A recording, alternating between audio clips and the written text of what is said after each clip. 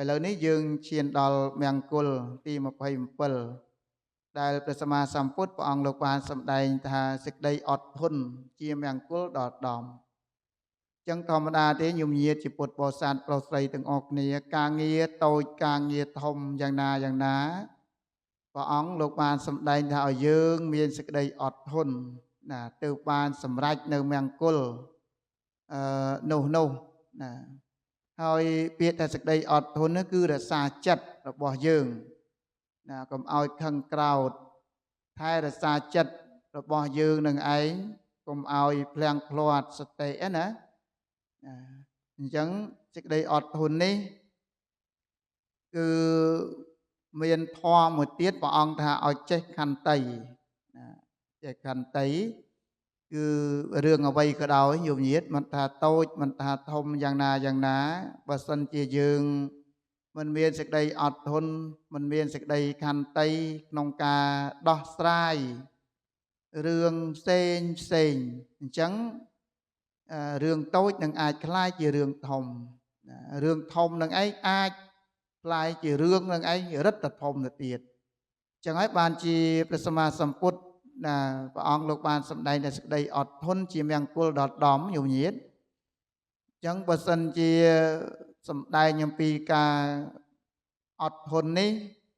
យើងត្រូវស្គាល់អំពីបុគ្គលដែលមានសេចក្តីក្រោធព្រះអង្គថាមាន3យ៉ាងបុគ្គលដែលមានសេចក្តីក្រោធទី1ព្រះអង្គលោកបានសម្ដែងប្រៀបធៀបថាបុគ្គលដែលមានសេចក្តីក្រោធប្រៀបធៀបដូចគំនុះគូសនៅលើថ្មហ្នឹងហើយ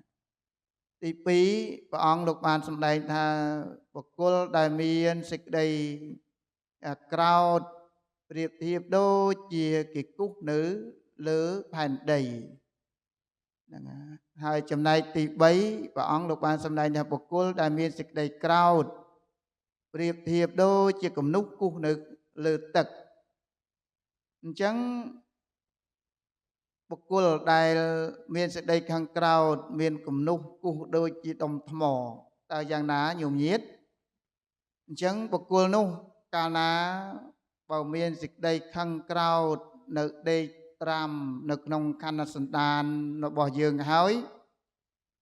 ខឹងហើយខឹងហ្នឹងញោមណាមិនងាយក្នុងការរំសាយទេណាមិនងាយក្នុងការព្យាយាមឬក៏មិនងាយក្នុងការលុបបំបត្តិទេណាដូចជាគំនុះថ្មអញ្ចឹងញោមញាតមិនងាយក្នុងការរលុបបាត់ដោយត្រូវភ្លៀងត្រូវខ្យល់យ៉ាងណាគឺមិនងាយទេអញ្ចឹងគឺបុគ្គលក្រោធទី1ហ្នឹងព្រះអង្គលោក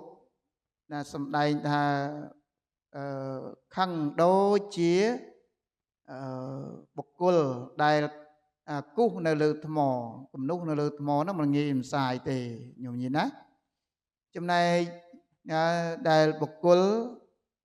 មានសេចក្តីខឹងក្រោធដូចជាគំនុះគូសនៅលើផែនដីអញ្ចឹងគំនុះនៅលើផែនដីប្រៀបធៀបថាមានទឹក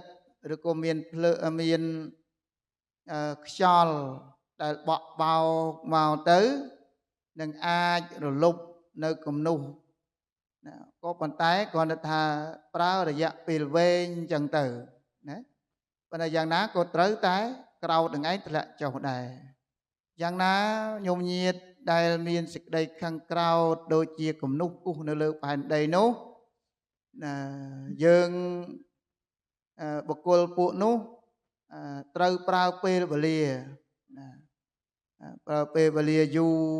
ចឹងទៅយូរនឹងរំសាយនៅសេចក្តីក្រោធនឹងឯងតិចម្ដងនឹងបាត់ហ្នឹងហើយចំណែកដែលបុគ្គលមានសេចក្តីខាងក្រោធដូចជាគំនុះទឹកអញ្ចឹងធម្មតាគំនុះទឹកកាលណាបើយើងគូសទៅទឹកហ្នឹងបាត់ដែរអញ្ចឹងអ្នកដែលមានសេចក្តីខឹងក្រោធប្រៀបធៀបដូចជាគំនុះទឹកហ្នឹងអញ្ចឹងដូចគ្នាញោមញាតជាពុទ្ធបរិស័ទពេលដែលទោះបីជាខឹងយ៉ាងណាចេះនិយាយឆ្លើយតបឆ្លើយឆ្លងចេះនិយាយដោយល្អពាក្យល្អហ្នឹងវិលទៅវិញអញ្ចឹងទៅណាចេះនិយាយនឹងឯងមិនមានគំនុំក្នុងខ្លួន លក្ខណៈថាគេនិយាយទៅខឹងដែរប៉ុន្តែខឹងតែមួយរយៈពេលខ្លីចឹងទៅខឹងមួយរយៈពេលតិចតួចចឹងទៅក៏លុបបំបត្តិទៅវិញដូចជាគំនុះទឹកអញ្ចឹងញោមញាតអញ្ចឹងញោមសេចក្តីក្រោធទាំង3ហ្នឹងញោមគិតពិចារណាមើលតើញោមមាននៅក្នុងប្រភេទមួយណាណាប្រភេទដូចជាគំនុះគូសនៅលើថ្មឬក៏ប្រភេទដូចជាគំនុះគូសនៅលើផែនដីឬក៏ជាបុគ្គលដែលមានគំនុះគូសនៅលើទឹកអញ្ចឹងញោមស្ដាប់ពិចារណាមើលខ្លួនឯង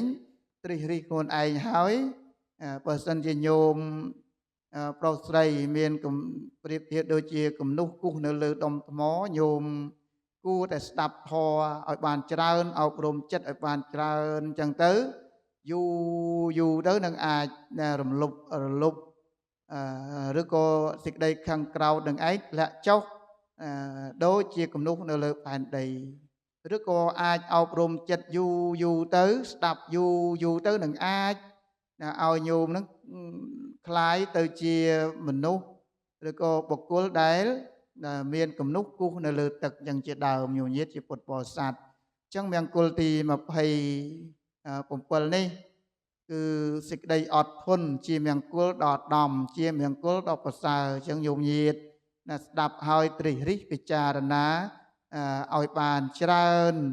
ស្ដាប់ហើយមានសេចក្តីការអប់រំចិត្តរបស់ខ្លួននឹងឲ្យកាន់តែប្រសើរមានសេចក្តីអត់ធន់មានសេចក្តីខន្តីនេះជាមង្គលដ៏ឧត្តមជាមង្គលដ៏ប្រសើរញោមណា